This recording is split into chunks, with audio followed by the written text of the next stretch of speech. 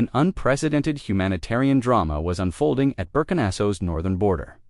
8,000 families fleeing conflicts in Mali. Approximately 32,000 people had reached the Burkina Faso border. This number meant a mass equivalent to 16th of Ouagadougou's population in a single day. The urgent report on Captain Ibrahim Traoré's desk was shocking. The food supplies of people waiting at the border would last only 18 more hours. Water sources were depleted. Children were crying. Elderly people were fainting. And all of this was happening before the eyes of world media. CNN, BBC, Al Jazeera correspondents had already reached the border. Traoré had only 48 hours ahead of him. Either he would solve this crisis or be remembered in history as the leader who caused the death of 32,000 people. However, this operation was so complex that it exceeded even Burkina Faso's entire resources.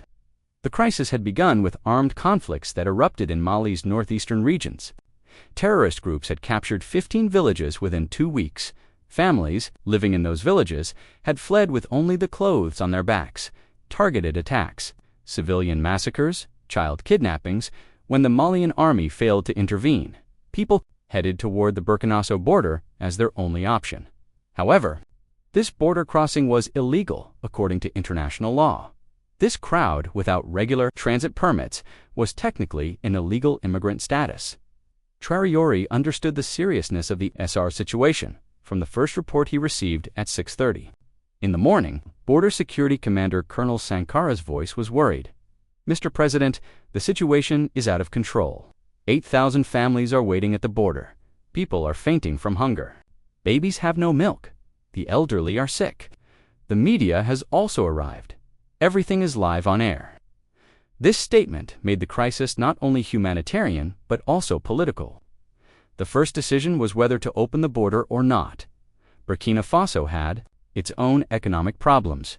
The country with 22 million population was already struggling with poverty, feeding, housing, providing health care for an additional 32,000 people.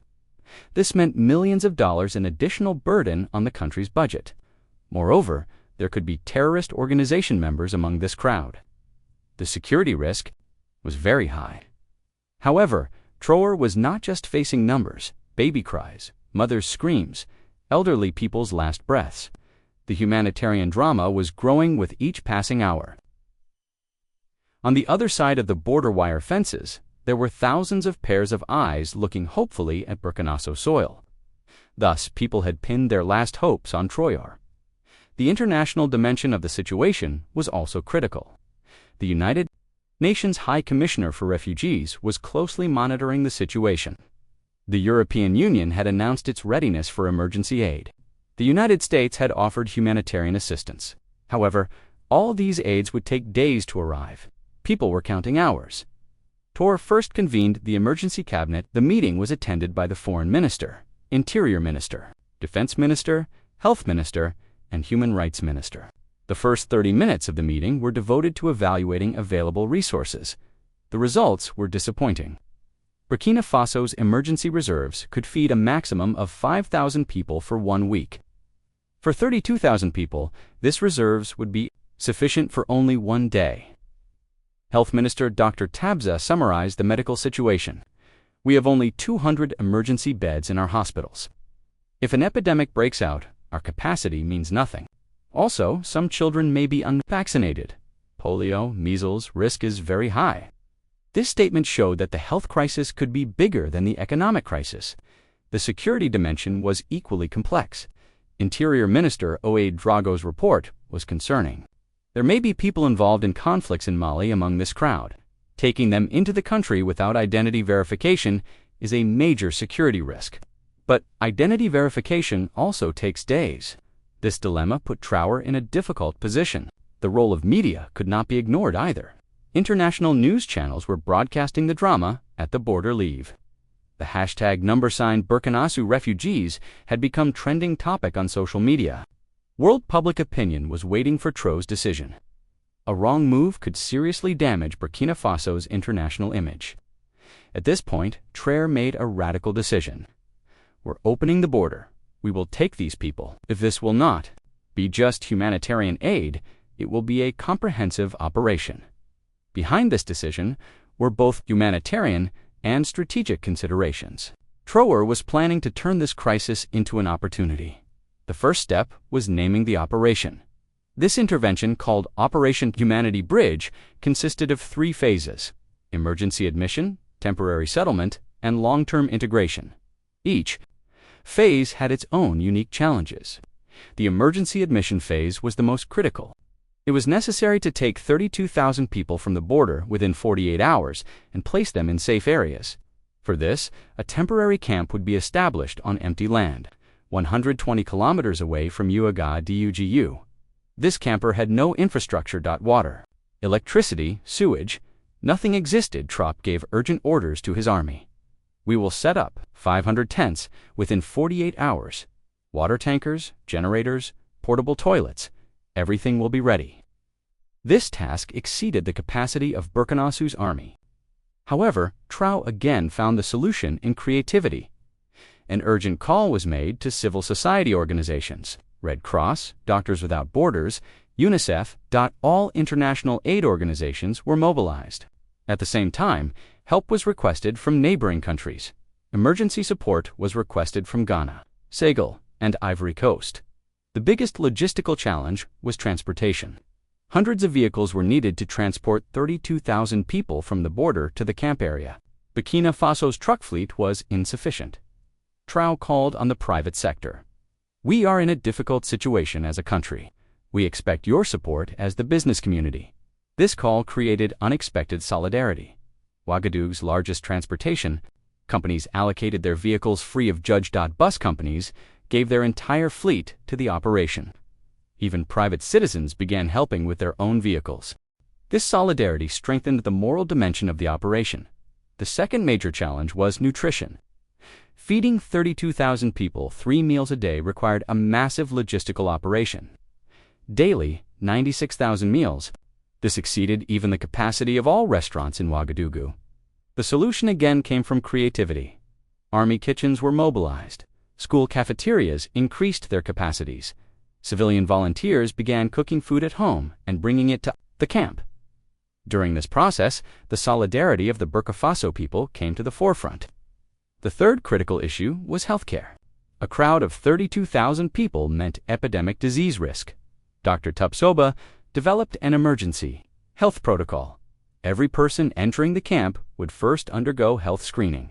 FBIL patients would be isolated, vaccinations would be completed, chronic patients would be taken under treatment. Hundreds of health personnel were needed to implement this protocol. BurkinaFaso's number of doctors was already insufficient. Traoré also mobilized medical school students. Final year students took emergency duty. Additionally, a volunteer call was made to retired doctors. Security was the most sensitive issue. The concern that there could be people connected to terrorist organizations among 32,000 people was real. The Ministry of Interior developed a 3-stage security protocol: border screening, insecurity, and intelligence tracking. In border screening, each person's identity information would be taken. Photographs would be taken, fingerprints would be recorded. This information would be shared with the Malian government and international intelligence organizations. Suspicious individuals would be separately evaluated in special centers. 6 hours before the operation began, an unexpected development occurred. The Malian government sent an official thank you message to Burkina Faso. We are grateful on behalf of the Malian people for this humanitarian gesture was announced. This support legitimized the operation.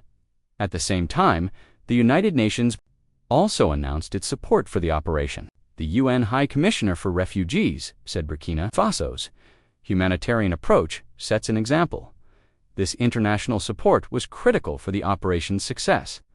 The first day of the operation started at 5 a.m. in the first phase. The most vulnerable groups were taken: pregnant women, mothers with babies, elderly people over 65, and sick children. This group was approximately 3,000 people. They were transported directly to hospitals and health centers with special vehicles. In the second phase, families began to be taken in groups. Each family was processed through registration procedures. Health screening was done, then sent to the camp. This process took longer than expected. On the first day, only 8,000 people could be taken. In the late hours of the night, a serious problem emerged. Water tanks in the camp area had emptied faster than expected. The consumption of 8,000 people was twice what was calculated. A water crisis emerged. Traoré called an emergency meeting at midnight. The solution was again found through quick thinking.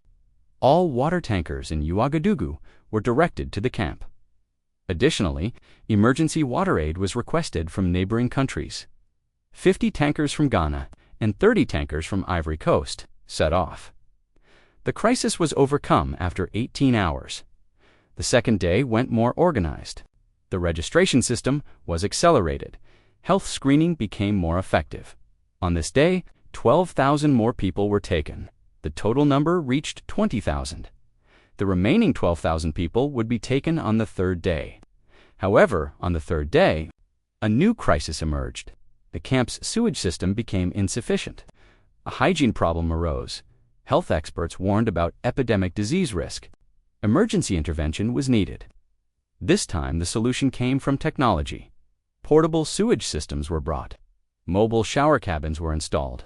Wastewater treatment systems were activated. The problem was solved within 24 hours. On the fourth day, the last 12,000 people were also taken. Now 32,000 people were on BurkinaFaso soil. But the real challenge was just beginning. How would they integrate these people in the long term? Traoré announced his long-term plan. Thus, people are not guests, they are brothers. We will integrate them into our society. This approach was radical and bold. Most countries plans to temporarily host refugees and try to send them back at the first opportunity.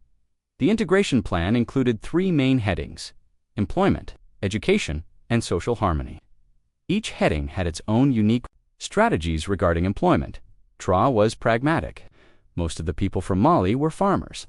Burkina Faso's agricultural sector was suffering from labor shortage. This situation was evaluated as an opportunity. The incoming families found work opportunities in empty agricultural lands. There were also refugees engaged in crafts: tailor, barber, carpenter. These professional groups were also in demand in Burkina Faso by providing small business loans. These people were supported to establish their own businesses. Education was the most sensitive issue. Refugee children needed to be integrated into Burkina Faso's educational system. There were also language differences. Among those coming from Mali, there were those who only knew French as well as those who spoke local languages. As a solution, a mixed education model was developed. Refugee children would first receive 6 months of adaptation education, then be integrated into regular classes. During this process, social interactions with Burkinab children would also be ensured. Social harmony was the most complex issue. Differences, religious sensitivities, traditional conflicts, all of these could complicate the integration process. Traoré got the support of community leaders on this matter. Traditional chiefs, religious leaders, civil society organizations all were included in the integration process. Intercultural dialogue programs were launched. Joint festivals were organized. Sports competitions were organized. 6 months later, the results of the operation were evaluated. The results exceeded expectations. 85% of the 32,000 refugees had successfully integrated into Burkina Faso society. The unemployment rate was only 8%. 92% of children were attending school. More importantly, refugees had begun contributing to Burkina's economy. Agricultural production had increased by 12%. New businesses had been established. Tax revenues had increased. Refugees were creating value, not burden. The international community also appreciated the operation. The United Nations awarded Traoré the Humanitarian Leadership Award. The European Union announced an additional aid package for Burkina Faso. The United States increased development support. A year later, it was possible to evaluate the long-term effects of the operation. Burkina Faso's international prestige had significantly increased. It had gained the image of a country defending humanitarian values. This situation had also increased. Economic investments. Bilateral relations with Mali had also strengthened.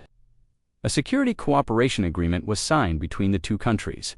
Joint operations in the fight against terrorism were launched. Trade volume increased by 40%. At the regional level, Burkina Faso's influence had also increased. It was being shown as an example of humanitarian leadership in West Africa. Other countries began to seek Burkina Faso's consultancy in similar crisis. The most important result of the operation was the increase in self-confidence of the Burkina Faso people. The understanding that we are a country that can make the right decisions in difficult situations settled. This situation strengthened national unity and solidarity. 2 years later, the vast majority of refugees had transitioned to citizenship. They were no longer refugees but Burkinabe. This process proved the correctness of Traoré's vision. One of the most striking results of the operation was the names given to newborn babies. Refugee families began naming their children Ibrahim. This situation showed Traoré's respect among the people. 3 years later, among former refugees, some had become doctors, teachers, businessmen. Some had become candidates for Burkina Faso's parliament. This integration success was being shown as an example. Worldwide, the technological dimension of the operation also led to important developments. An emergency management system was developed. Refugee tracking and integration software was created. Thus, technologies began to be exported to other countries. Economic effects became more pronounced in the long term. The workforce and entrepreneurial spirit brought by refugees revitalized Burkinafaso's economy. GDP growth rate increased by 2%. A significant part of this increase came from refugees' contribution. Important developments also occurred in the education sector. A multicultural education model was developed. Children from different cultures studying together strengthened the culture of tolerance and empathy. Improvements also occurred in the health system. Emergency capacity was increased. Field hospitals were established. An epidemic disease early warning system was activated. These developments were beneficial not only for refugees, but for all Burkinafaso people. 4 years later, Operation Humanity Bridge entered international literature. It began to be taught as a case study at Harvard and Oxford. It was referenced in UN refugee policies. The social impact of the operation was also permanent. In Burkina Faso society, the understanding of seeing differences as wealth settled, multiculturalism became the country's strength. Traoré, in his speech on the 5th anniversary of the operation, said, "5 years ago, we had 32,000 brothers at our door. There were those who said we couldn't take them, but we decided with our humanity. Today, those brothers are Burkinafaso's most valuable assets." Today, the former refugee camp has become a modern settlement center called Brotherhood City. This city, with its schools, hospitals, and business centers, is one of Burkinafaso's development symbols. The most beautiful result of the operation was its intergenerational impact. Refugees who were children during the operation are today's youth shaping Burkinafaso's future. They are a tolerant generation carrying the values of both cultures. As a result, Traoré's response to the border crisis was not just an emergency intervention. It was a historic decision reflecting Burkinafaso's values and shaping its future. The operation that began within 48 hours permanently changed the country's destiny. One of the most surprising developments that emerged after this operation was the success of refugee children in education. Most children who had experienced trauma began to become class valedictorians in Burkinafaso schools. Psychology experts explained this situation as survival motivation. Thus, children were making the best use of the second chance they received. Unexpected gains were also achieved in the economic dimension of the operation. Craftsmen from Mali brought new techniques to Burkinafaso, especially in textile and food processing areas. Production quality significantly increased.